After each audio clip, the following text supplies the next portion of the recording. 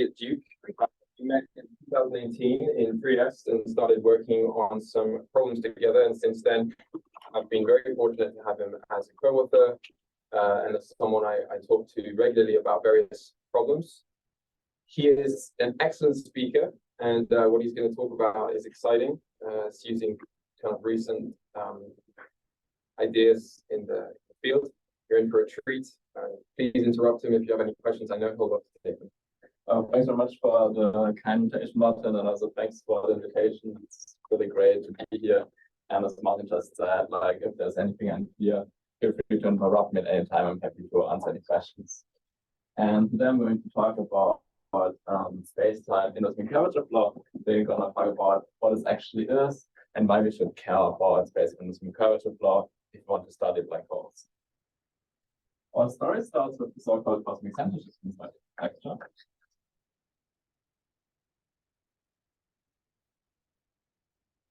So an interesting feature of general relativity is that you have the existence of singularities. And this can happen even in some of the simplest examples, like the Schwarzschild space-time, where there's a singularity present. But for Schwarzschild, the singularity is not naked, but it's closed behind the event horizon of a black hole. So it's inside a black hole. And then the conjecture says that this is generically the case. However, to verify such a conjecture is in fact incredibly difficult, because a black hole is like when nothing can escape. So basically you have to know what the entire evolution of your space-time is like. And the Einstein equations are notoriously difficult to solve. Even like in the simplest example, when you just look at some perturbations of Minkowski space, to actually prove what the evolution is, you need to do like a 600K super technical computation estimates. But then Penrose had this insight that actually you can look at a much more tractable problem, which just involves some geometry of the initial data set, and they actually have a chance of actually solving it. To do so, let me draw some picture. So say we have here what's called an initial data set. For instance, here we have a galaxy, or say mass stuff, of space speeder. And say over here we have a black hole. And then we're going to look at how this evolves forward in time. So initial data.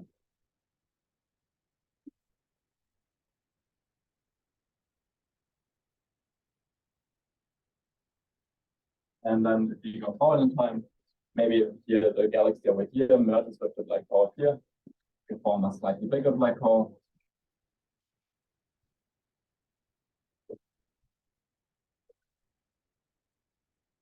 But then there's still like some more matter present. But then the final state conjecture tells us that if you just go far enough in time, the whole thing should settle down to a curved black hole and create a black hole, a stationary solution, the only stationary one.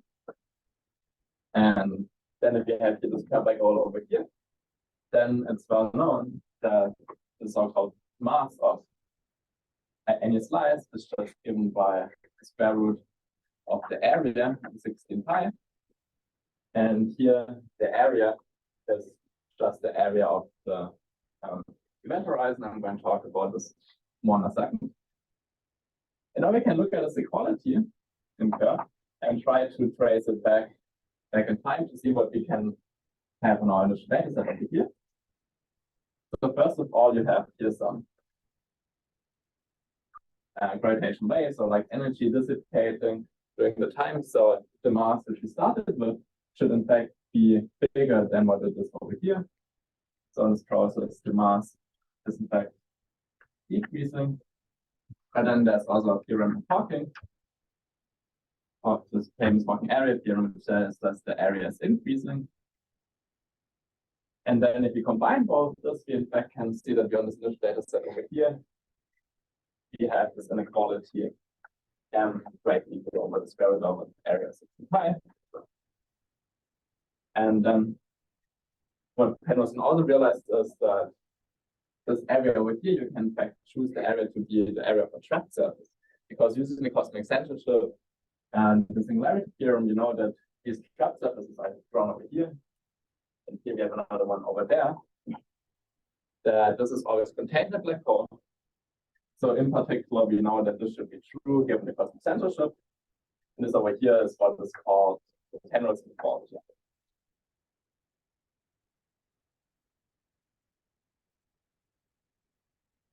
Okay, so in this heuristic argument, then this is only a heuristic, but here the cosmic censorship is believed to be by far the weakest link. So if you find a counterexample to this Penrose inequality over here, then this raises strong doubt for the cosmic censorship. And on the other hand side, if you can verify this Penrose inequality, then this is a strong indication that the cosmic censorship is correct. And the advantage of this one is that it is now only an inequality of an initial data set, and you have a much better chance of tackling it. Then let's come to the third theorem, which is by Bray, Hirsch, and Ullmann.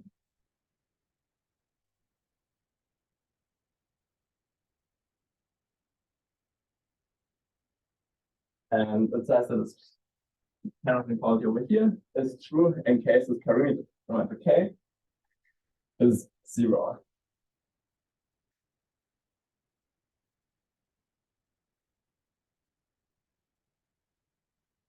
And they also show that you only get equality in this inequality for the Schwarzschild solution. So it's also a way to classify like geometrically like our standard black hole solution. And because we're going to motivate the space management culture for later, let me briefly talk about those two proofs. Both like very complicated but also extremely beautiful papers. And the first proof, historically was the second one, Bray using the conformal law.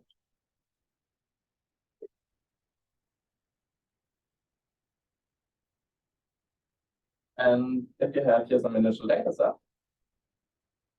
so maybe something wild is happening over here, then you have here nice perfectly flat. So this is now our MG. So in case it was 0, so we don't have to worry about this for our initial data. And then Hugh was able or wanted to transform this into the Schwarzschild solution. So we want to get here the Schwarzschild. And Schwarzschild, of course, looks like really nice. But how can I get from here to here? And if you look here, like the infinity or everything's consideration is always very nice, where we have double, but then when you're close to the core, all kind of crazy things are happening. So the idea is then basically to just take these nice things at infinity and just move everything inwards into the black hole. And then basically what you get an up with the Schwarzschild, and then you get like this crazy stuff over here, it's just then inside the black hole. And this way you can transform from your initial data over here to Schwarzschild. But actually, this is a much simpler PDE. So you don't have to worry about these complicated Einstein equations, but it's much more doable.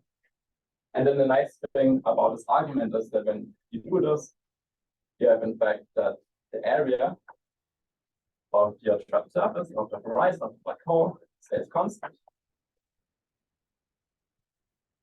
And the mass is increasing. And because for Schwarzschild inequality is true, then the area is constant and the mass is bigger. Then you know in particular that here the Penrose inequality is true. Can I ask you an elementary question? The K is your boundary, right? Oh, sorry, I should have explained this. Basically, the K comes from like the second fundamental form of the initial data set. Is basically telling how this initial data set is curved inside the space and giving like the speed of. And you're taking it to go to 0 at the boundary. And not necessarily. Okay. So in this case, there's usually the case equal to 0 everywhere. Okay. So basically, this is just a Riemannian manifold, and there's no K. But in general, if you want to really understand cosmic censorship, you need to have it here with some arbitrary K. And then there are these like energy conditions that is like physically reasonable, like a dominant energy condition. And then this also translates here to a geometric curvature condition on the other side. So this conformal flow is it's an equation that these guys cooked up in order to prove the theorem, right? Yeah, exactly. So basically, But it has some very special property. exactly. So basically, it has these three properties that leaves the area of the black hole the same. It increases the mass, and it transforms to like a standard black hole.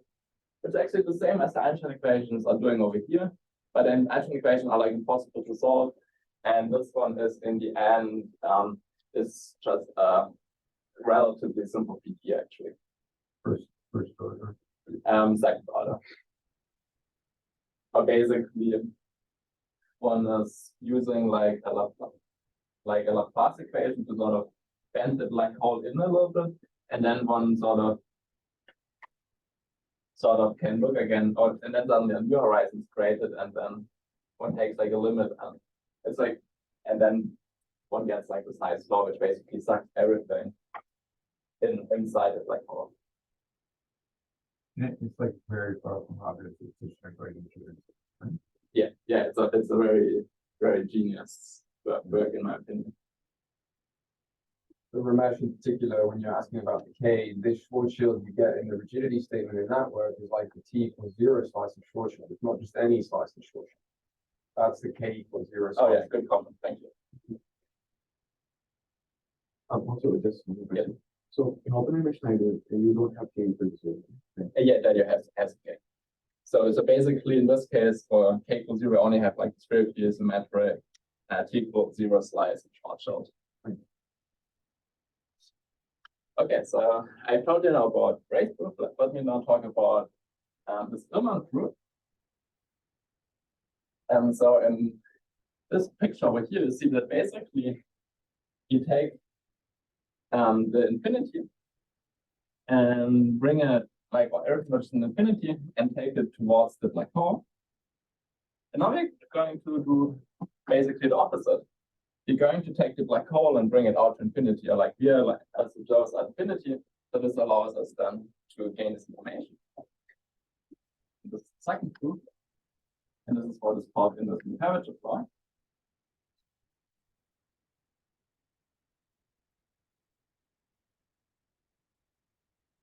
And now let me draw here another initial data set.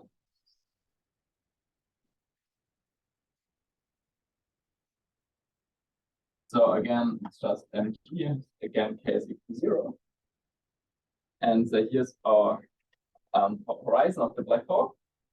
And then the idea of Piston and Ullmann was, okay, we take here the surface and then basically move this out. So our space itself stays fixed, so we just send this surface out more and more.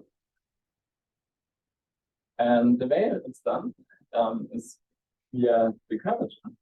So let me here zoom in a little bit, and so we can also have one more dimensions. I was suppressing here always one of the dimensions.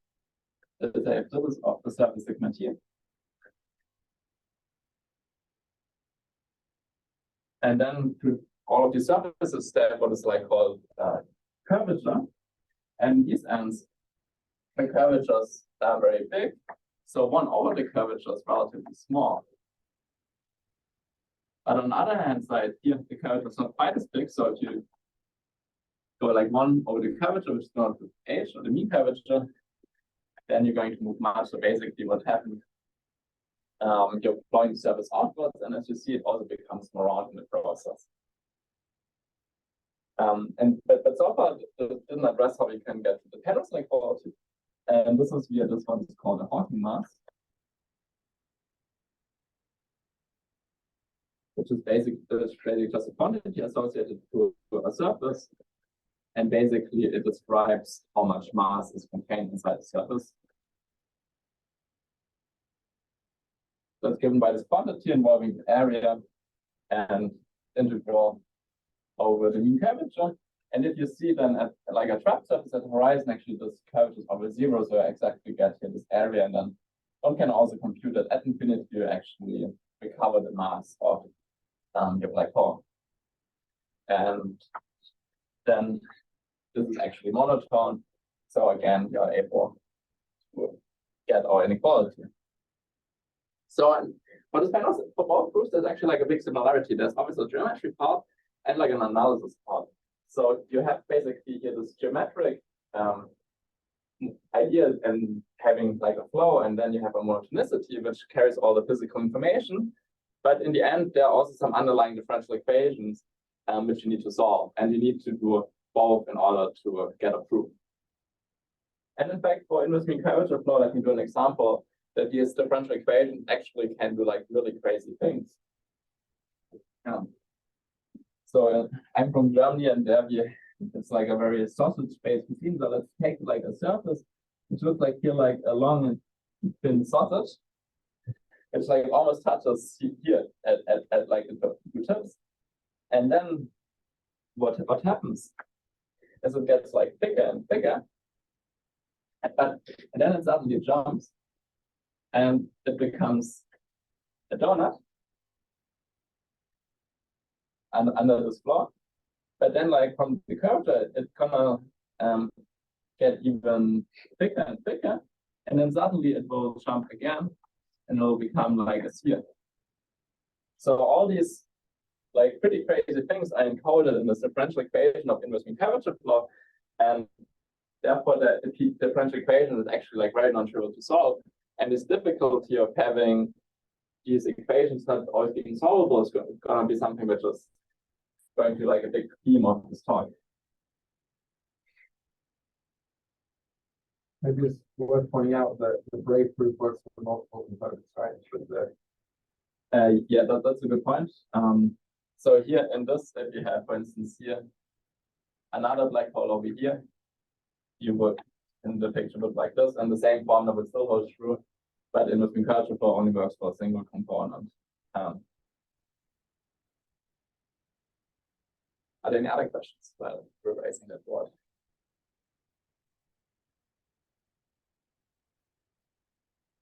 Okay, so we had now this great success of these two proofs to verify the Penrose conjecture in the case when k is equal to 0. But this raises the question, are they like generalizable to like the full Penrose conjecture, to the full Penrose inequality where k is not 0? And because we have these proofs, you can try to generalize those ones. But for the control flow I showed you first, there's not been really been any progress that seems to be pretty specific to the so-called Riemannian case where k is equal to 0. But I have been several tries about generalizing inverse mean curvature flow. So what does inverse mean curvature flow for k not 0?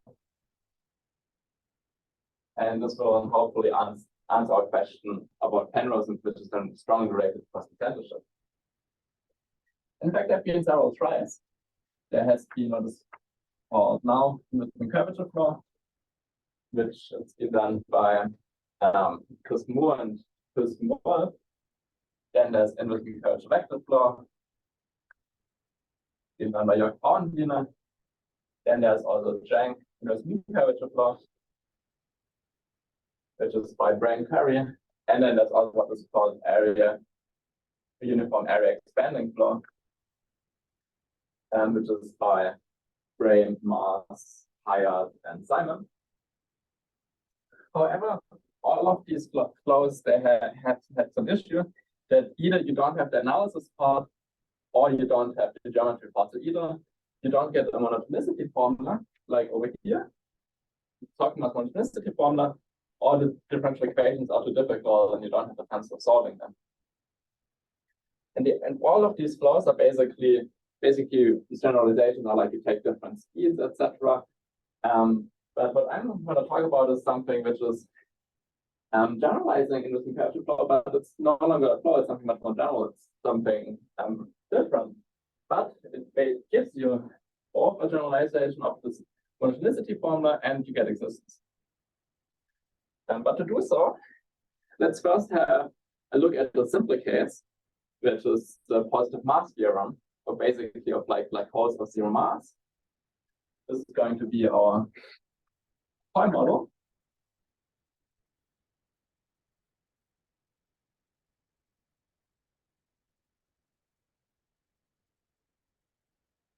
I'm putting it in quotation marks because that has been like an open projector for a very long time and it took 10 years to actually solve it. But to be very precise, I should actually put in toy model squared because the penrose is already the toy model of cosmic censorship.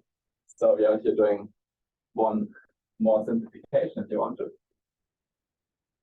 And the setup is basically very similar as here. We have basically here just our initial data set. It looks like this. And at infinity, now we also have a k again. And then at infinity, you can associate again a mass to it. And then there's the famous positive mass theorem that says the following. Which says that the mass is greater equal than 0. And this has been proven by Shane Yao and by Witten and also by Altmaier, who are the infinite.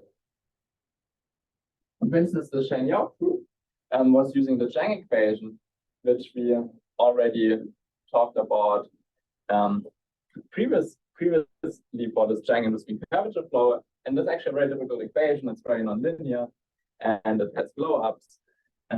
So it would be nice to have a more elementary way to prove it.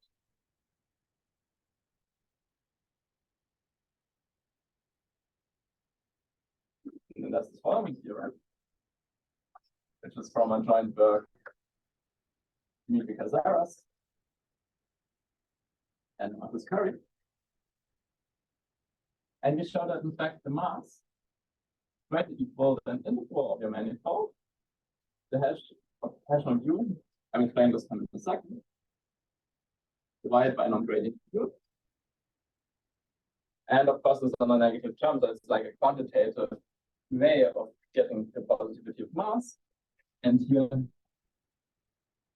u is space-time harmonic. I'm going to talk about it in a second. So space-time harmonic means it solves the equation of plus equal to minus space k non-gradient u. That now all sounds like I'm getting straight into math again, but in fact, I'm going to tell you in a second it's actually just physics and it's very physically motivated. But let me maybe talk more about what else you get.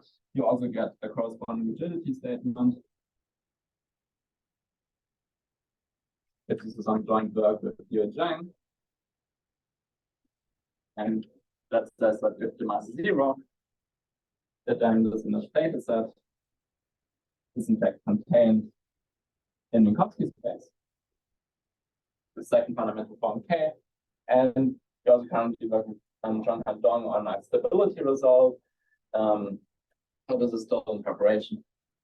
So basically, you get even like also like mentioned about rigidity that in previous results by very beautiful papers by Bushlo and Eichmann, Wang, and Shane, under and Huang Yi under some additional technical assumptions.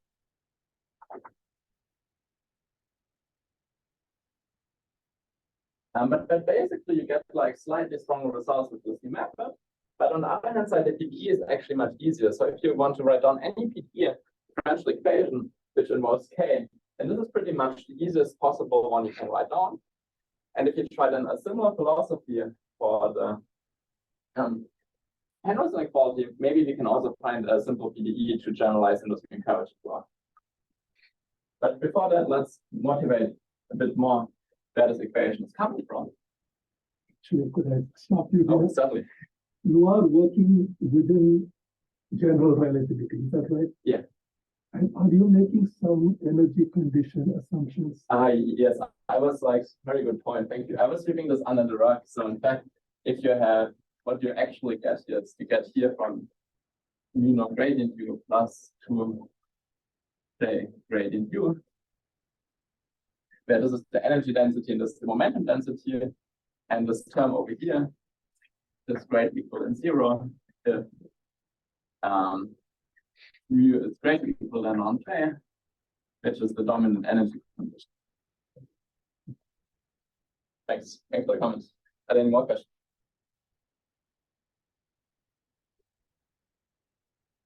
Yeah, so the question is, how did we come up with this equation over here? And the question we were asking ourselves, what is the natural equation on some initial data set?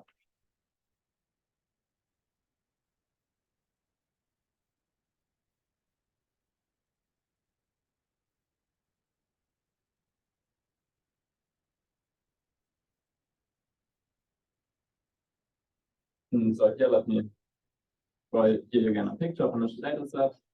Here again, maybe here's a star. Here, some black hole. And then a little bit forward in time, maybe it looks like this. And then we want to ask ourselves, what is the natural equation on this initial data set here? And then what we were doing, we were like taking a step back and asking ourselves, what is the natural equation on the entire space-time? And then can we restrict it to the initial data set? And for like any object, one of the most natural equations is the Laplace equation. On this case, we call it Lorentz, and it's the wave equation. And if you take this equation and restrict it, what we actually get is the following. We get that Laplace u is equal to minus base k of the normal derivative of u, where here this is the normal in the space-time. But this is now not a good equation, because this normal derivative is like not an initial data object, but it in fact depends on the entire space-time.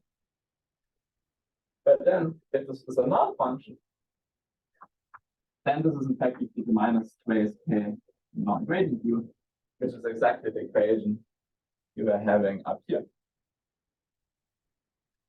And then this function you can basically think of as the intersection initial data set with these null planes. So these are these null planes, and then the intersection just allows us this function. And for instance, you have u equal to x plus t in Minkowski space.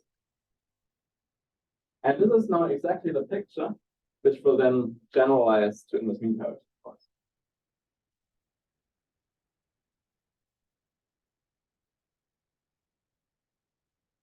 But before we're going to talk about our space and inverse mean curve, let me digress once more and give you like a couple more applications of these so-called space and harmonic functions.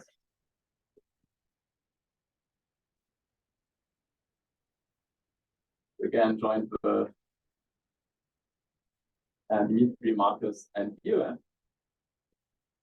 And that's actually kind of like a nice story. Like often in physics and math, you have like a physics problem, then you use a lot of math to solve it. But this time, these equations comes from physics, actually have ended up having some applications in pure geometrical problems, which have nothing to do with physics.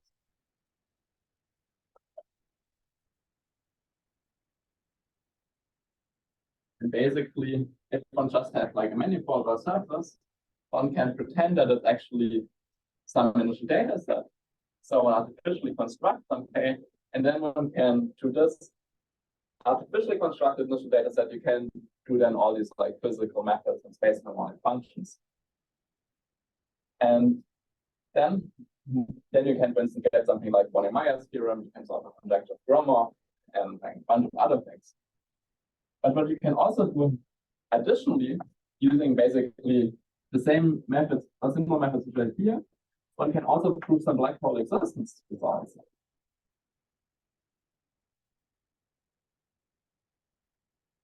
Which is like similar like what Shane and Yao did. So basically, Shane and Yao, they're saying that if you put a bunch of matter in like a very small region, then actually a black hole has to form. And with sort of these ideas coming from geometry and these space harmonic functions, be able to get like a little bit stronger statement about black hole existence to matter condensation, which sort of closes the loop. You're coming from physics, digressing into math, and then ending back in physics again. So the mathematical or purely geometrical fact is that you can for any manifold with a metric, you can establish it as an initial data problem. Exactly. So for instance, you could define k equal to some function f and symmetric g and find some appropriate with some function f coming from your geometric problem. And that solves you like many geometric problems, like new ones, also some classical ones like Bonnet-Myers. But there have also been some work with Bonnet-Myers to sort of say, oh, the universe has to be in fact like compact and not like infinite. So there's some further application. Sven, yeah, you must be aware of the 2001 paper by Yao where he replaces, yeah. So can you talk about that in this context? We haven't had a look at this yet, but we would expect that we probably can also get like a version of this. So you have like a strictness assumption on mu minus j? Yeah, basically the mu minus j, if it's like very big in like a small region, and then you have this homology radius being bounded, that then you can use again a Chang equation to enforce like the equation of the black hole. Right, but if your mean curvature is sufficiently large, like in Yao 2001, you probably do it as well, even without the mu minus j strictness. Yeah, like in the Yao paper, you could actually have like mu minus j into like negative. Exactly. Like, That's why I mentioned it. so we haven't had a look at this in detail yet, but it wouldn't be surprising if it works. We could try figuring it out together after the talk. Sure. Okay. Okay, so these are the applications, but before I'm going to know the investment curvature law, let's quickly have a review of what we're doing.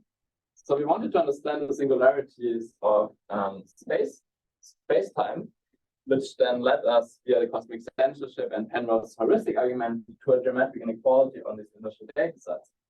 And the case k equals 0, they've been in particular been solved by Hüsken-Illmann and using inverse curvature law.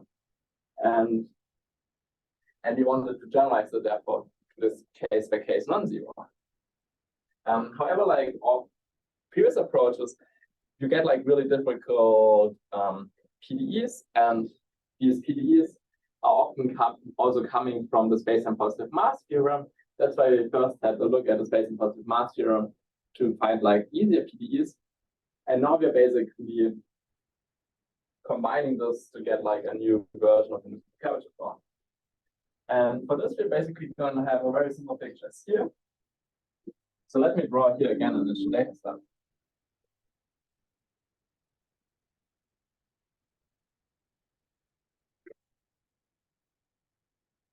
So here's our initial data set, MDK again. And here we obtain the level sets of our functions by intersecting our planes. But like all these black holes, they're usually like more spherical symmetric or axially symmetric. So rather than intersecting with null planes, you want to intersect now with null cones. So it takes initial data set and then intersect it with these null cones. And let's take here another cone. And then this gives us some function, which say Minkowski space would be equal to R plus T. And then we would like having an equation for you. But if you try this, it actually turns out it's not working. And also, why should we only care about these past null cones and not future null cones? So now let's do the same for future null cones. So here we get then a slightly different intersection, which then would be called quantum V equal R minus T in the Minkowski space. And now if you have both this U and this V function, then in fact you actually find a system which they solve for like no matter which initial data set in the Minkowski space, and you get a monotonicity formula. So this is like a double null foliation.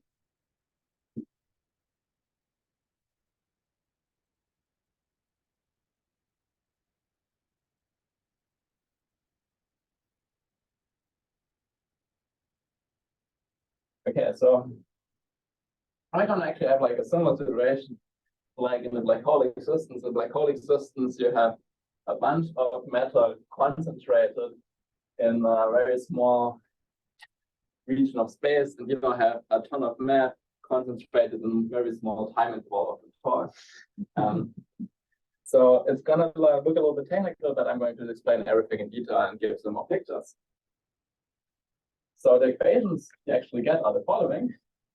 As I said, it's a system, and you have a plus u equal to minus trace k not gradient u. So far so good. That was exactly the same equation as we had for the positive mass theorem. But now we get a couple extra terms.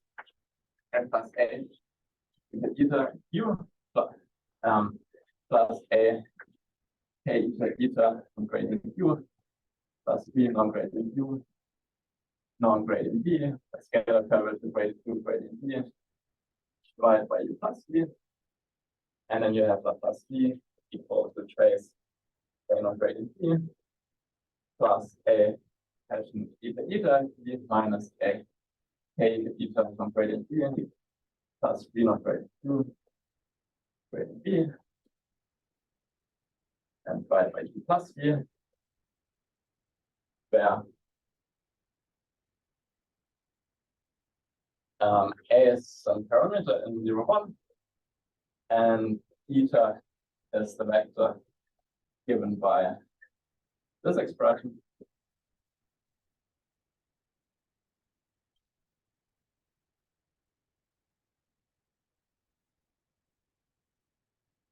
Okay, so I was saying that you have like a bunch of nice properties of this existence of equations, and like you get them on this existence, but not everything is nice, and you have to pay with having a big algebraic mess. So unfortunately, it's just doesn't get nicer. But let me write down the theorem you get from this. The multiplicity formula. I'm going to explain everything in a second, and actually going to familiarize many special cases with things we've already seen. So if you're now in the situation, if we again have some initial data set like here, then we have here some horizon, anything else, call the surface here sigma 0 in our initial data set.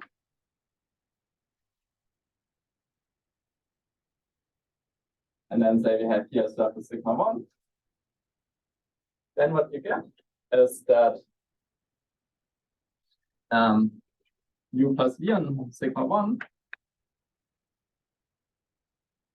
of 1 minus 1 over 16 pi integral theta plus theta minus is created equal and the same on sigma 0.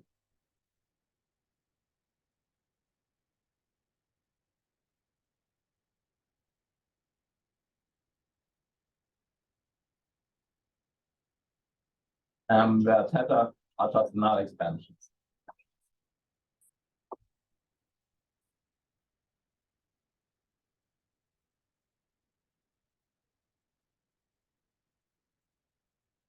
Okay, so that should remind you of like the Hawking mass we've seen before. And let me draw here one more picture, just like the top-down view of this. So if you have here on the data set, here's our surface sigma 0, and here surface sigma 1. Then with these level sets of the function u, you're able to go to sigma 1. And then similar, same with v, the other function. And the interesting thing is that if you just look at these flows individually created by u and v, you don't get any monotonicity form. In fact, when you write it down, you just get a huge mass with both of them. But fortunately, the mass turns out having the opposite sign, so it just all cancels. So for the other PDE, the space-time harmonic, it was sort of clear and easy to write down. What about this system? Can you tell us a little bit about where this system came from? Oh, basically, it comes from here. So I was looking at here going to Minkowski space, and then I have here the null functions u and v, which giving my past and future null counts. And I wanted to write down an equation which, no matter which initial data set I choose inside Minkowski space, I want them to satisfy an equation which only depends on initial data and not on any of these space-time quantities. And I tried this like for a while, doing it like with a single function, and it just doesn't work. But if you do it with two functions, then it actually does work, but you end up basically this is what you end up getting. And the A is just like, This is that's a very good question. I was about to come to this. Basically, this is like a parameter. So if A equal to 1, it would be like inverse mean curvature flow, but basically you also get for A equal 0 like harmonic functions analog or Green's functions and p harmonic functions for A in between 0 and 1. Yeah, so that's what I'm going to write down a couple of special cases of this monotonicity formula. but the monotonicity is for all A? The theorem is for all A, or is Oh, good point. So this particular one is for A equal to 1, just that the equations, the monotonicity looks a little bit simpler, but you also have for any A, you have such a formula. like the P harmonic? Like, Yeah, like for harmonic. In fact, they reduced, so what I was about to write down next, they reduced to these other known formulas. So if you look at this equation, it actually looks very similar in U and B. In fact, it's identical, just the terms involving K have different signs in front of them. So the first observation is that K is equal to 0, and you have U equal to B. And like you were just asking for A equals 0, for instance, then you get the positive, you get this monotonicity from the harmonic function, which has been done by Agostiniani, Manzeri, and Ronzio to give us the Riemannian positive mass theorem. And then for A equal to 1, you get the Riemannian Penrose inequality, which is this. So basically, then it just gets you the Hockenbach monotonicity. And you also get for A in the 0 to 1, you get p harmonic functions. And this, in fact, also gives you Penrose, which has been by Agostiniani, Manzeri, and Ronzio together with Mantegazza. And then finally, did they actually finish that work right? In the paper, Yes. it's not. It wasn't. The first paper, it yeah, wasn't. in the second paper, The second paper, they finished it. yeah, again for a single connected like for. Okay, so it only works for single. So basically, there's this Mozart paper where basically you get the existence in the curvature flow by approximating with P harmonic. Yeah. And so basically you don't need to go actually limit, you already get monotonicity formulas on each slice. And basically, in the case you can be this formula over here just reduces to this one. And then for V equals 0, like I mentioned, then this is the only thing which remains. So then we get the space-time field here. And in fact, this formula over here is the same formula as we've seen previously in the positive mass theorem. And then finally in spectral symmetry.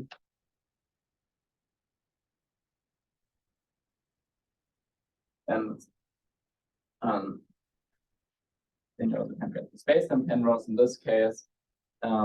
You basically are like 1 over theta plus, 1 over theta minus law in spectral symmetry case, and just with scale versions of this. And then finally, also get existence. So currently I get for A equals 0 and currently already established and currently working for A between 0 and 1. And that's basically what I wanted to tell you. Thanks very much for your question and attention, and looking forward to talk more about this now and over lunch.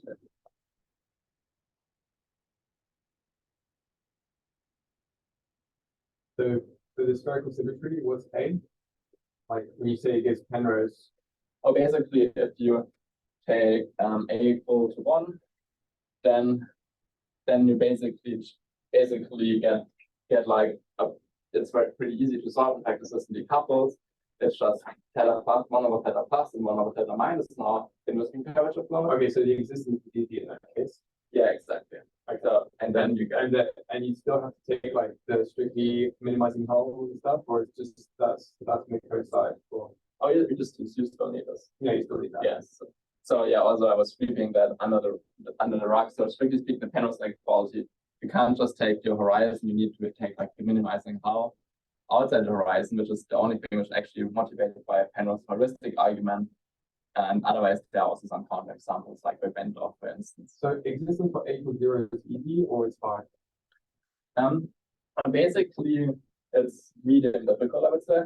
So basically, this looks pretty bad, but what you can do, you can look at the equation for 1 divided by u plus v and 1 over u minus v. And then for these equations, algebraically it becomes an even bigger mess, but it has like a nicer structure, and you can do estimates from the one equation, you can plug this into the other equation, then plug these estimates back again, and then you get like good enough a priori estimates that you can use some fixed point methods to get solutions. And the intermediate A is like hard. Or you also have like, Have you done the intermediate A? Like between I'm still working on this, but basically you also get a nice equation for one, not 1 over u plus v, but 1 over u plus v to some power. So just in the Riemannian case, this would be just 1 over 2r. So 1 over r is harmonic, but here you raise it to a power that 1 over r to the power would be p harmonic. Sure. Okay. Yes. So, again, a very general question. I want to kind of understand what the initial condition. So, there can be gravitational waves in that initial state of the system or not? No, so basically, the only thing, need to look at this. So we have here just a manifold together with a symmetric 2 tensor k, and then satisfying this energy condition, mu greater equal to J, but without any additional gravity of A as a matter. So you don't No, allow that's fine. Yeah, I mean, I think there's just a misunderstanding here. There can be happily you can have waves as much as you want here. That's fine. going out, Yeah, anything you want, anything you want, anything you want. Can they come in from infinity? Yeah, I mean, it's just a slice, so it'll like whatever waves coming in or out, it'll be registered on the slice. It's fine. No, thanks.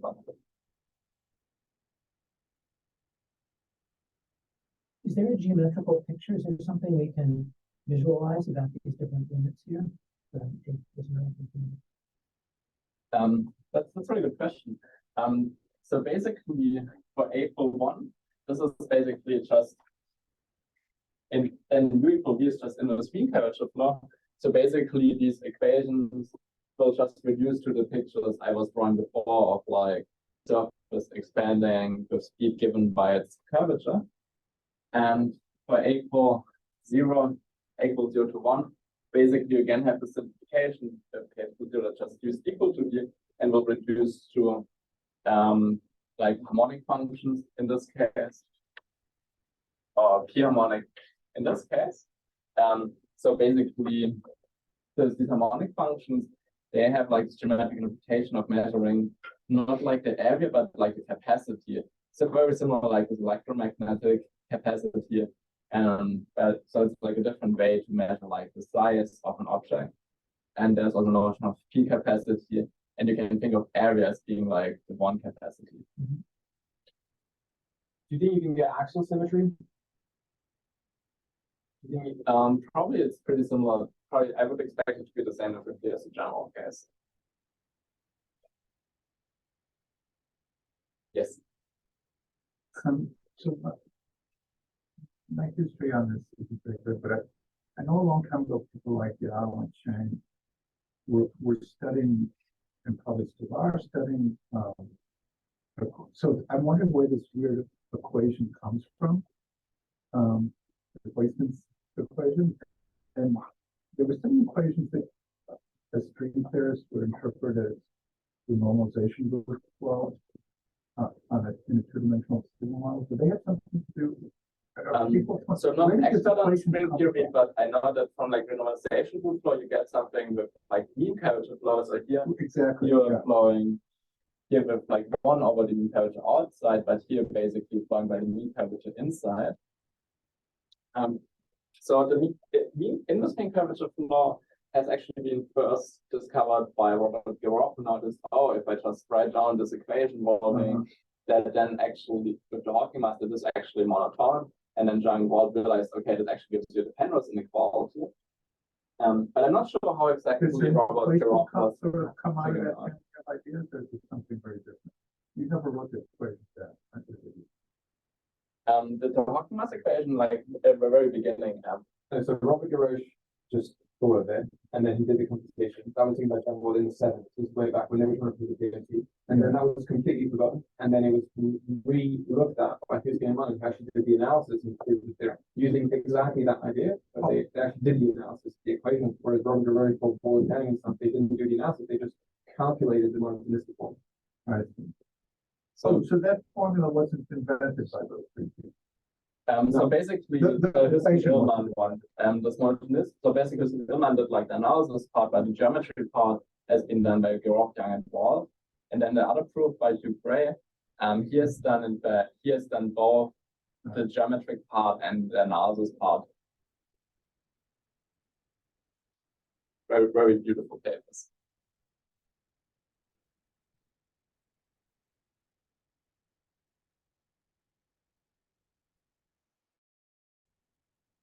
And for physicists, it's weird if there's a nice mathematical equation that doesn't somehow come out of physics. Often that comes like from the other side. Personally, I like kind of like just play around like with some equations, do a bunch of computation, and then somehow sometimes you get some nice cancellations, and then we ask ourselves afterwards, okay, is there not actually some physical meaning behind it? But there isn't an accepted response to that for this particular equation. Yeah, so currently I'm also in the situation, okay, I got here suddenly like all these nice cancellation and happen. Now I'm like on the search, like, okay, what does it actually mean physically? So it's sort of like no longer a flow, you have like two things happening at the same time. Yeah. Like here, this blue flow and this red flow. And yeah, So maybe on that, again, what is the physical interpretation of A? Also A is basically this. So mathematically, it's like this parameter giving you like these different things. Yeah. But I believe that the most physically one is for A equal to 1, and that then so basically with like inverse mean curvature flow in the case where in the Romanian case. But basically then mathematically, if you have like this whole parameter, you don't have to solve it then maybe for A equal to 1, but maybe only have to go for A very close to 1. And this way, like Miss Agustin Mantegazza Materia wants to do, better get Penrose with just p harmonic functions. Or by the way, this p is 2 minus A in the setting. So basically for A to 1, it's some sort of inverse mean curvature flow, but somehow you have two flows at the same time, which sort of come in Minkowski space, come if you take these null cones, which and pass in the second regular Yeah, shape. the general A is just a mathematical knob, just a trick. So far, yes, but maybe there's some more, but I don't know. It's either find some extraction or normalization of flow parameter. I mean, that's what I was trying to. Yeah. Well, A is just a parameter that allows you to Yeah, cover that's what I family thought. of PDEs, right? Sure. Is that all it is? Or That's what it is. Yeah. Yeah, so you get basically like a mass instead bigger of period of error. With black hole, you get mass bigger than some capacity. And then I guess it boils down to the question, does the capacity have like a more physical meaning, like magnetism? Like, Well, I think to get at the physical, like if you're looking for physical meaning, it might be nice to look at your null cones in Minkowski and see if you can, because like one really nice thing about the math, right, is that if it's 0, it takes Euclidean space or something that embeds in Minkowski space, etc. Right? So maybe you want to detect Minkowski space just on the basis of these null cones from some kind of PDE or something. Yeah, basically this basically you get like in this equation in polygon also have inequality, there you get some extra terms, and if A is not equal to 1, they seem to classify Minkowski space. You get like some overdeterminant, see that U and V solve some overdeterminant system, so you get some really strong information. But for A equal to 1, you have one in the system, you have one equation less, and then would be like the hope that maybe you can get a slice of Schwarzschild, but I don't know. But in the end, you want to like understand really what's going on, not just Minkowski, but like Schwarzschild to get it. Yes. I have a very basic question. Bit rusty about this. This term in the brackets looks like the Wissenschaft mass or from sigma zero, sigma one. What's the Wissenschaft mass? It's in gravitational collapse. You could write down constant. Like the Hawking or Gebroch mass? I think I'm not able to figure out. Yeah, so basically the Hawking or Gebroch mass, you would basically instead of this term, you would have like what sigma 16 pi or sigma 1, and similar for this one. Right. You mean this is the same mass? Or is it I'm not sure. I'm not seeing the Hawking mass Okay. approach. I think this is the same. Oh, okay. Yeah. Oh, we should talk more about this. I think it's different by a factor. No, but it's, this looks like with. Okay, maybe. Yeah, basically you can interpret this theta plus, theta minus. Right. If you have like this mean curvature vector in like the space time, like a four-dimensional space time, then this is the length of the vector. Right. This is exactly how you use that also the Wissenschaft mass to take a parameterized instead. This is exactly. Okay, then probably it's the same if it's recognized and parameterized. So the term in the brackets looks like mass at sigma 1 and sigma 0. And if I nicely think of u plus v as time, so this looks like time into mass is entirely given. Yeah, or if you think of if you want to think of time, then u minus v is more the mass, and u plus v is more like the radius distance from the black hole. Yeah, okay. That makes sense. Thanks. Thanks for the questions.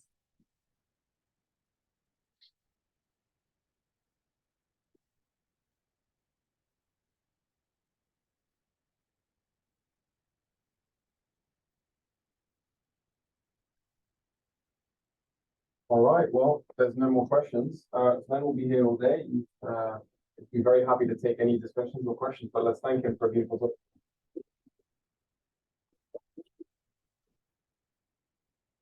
Thank you. Thanks so much. Yeah.